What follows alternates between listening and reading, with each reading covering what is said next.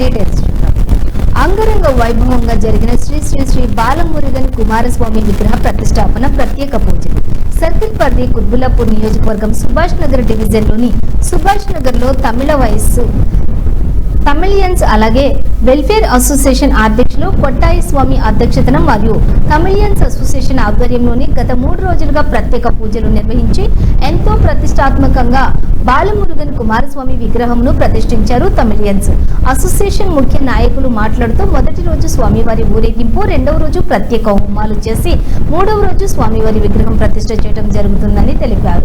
ఈ పూజా వేడుకల్లోని స్థానిక అన్ని పార్టీల రాజకీయ నాయకులు మరియు ప్రముఖులతో పాటు తమిళియన్స్ అసోసియేషన్ అధ్యక్షులు P Kottai Swamy, vice president R Ganesan, general secretary K Chinnaswamy, treasurer T Bhaskar, joint secretary S Anandam మరియు తమిళియన్స్ అసోసియేషన్ తో పాటుగా స్థానికులు, మహిళలు మరియు భక్తులు పెద్ద సంఖ్యలో పాల్గొన్నారు.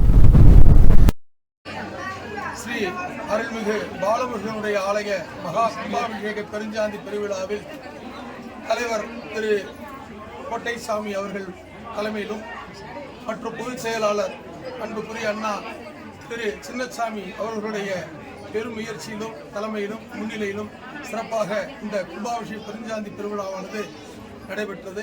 அதைத் தொடர்ந்து தமிழர்கள் நலச்சங்கத்தின் சார்பாக அனைத்து பக்தர்களும் சிறப்பாக செய்து கொடுத்திருந்தார்கள்.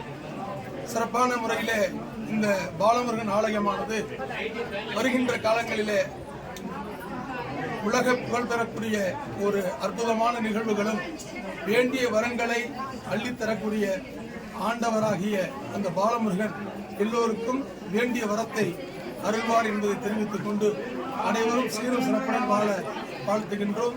நம்புங்கள், நல்லதே நடக்கும். மதுரையிலிருந்து காமூர் டாக்டர் பொன்னியின் சிவாச்சாரியார் மற்றும் நாகமலை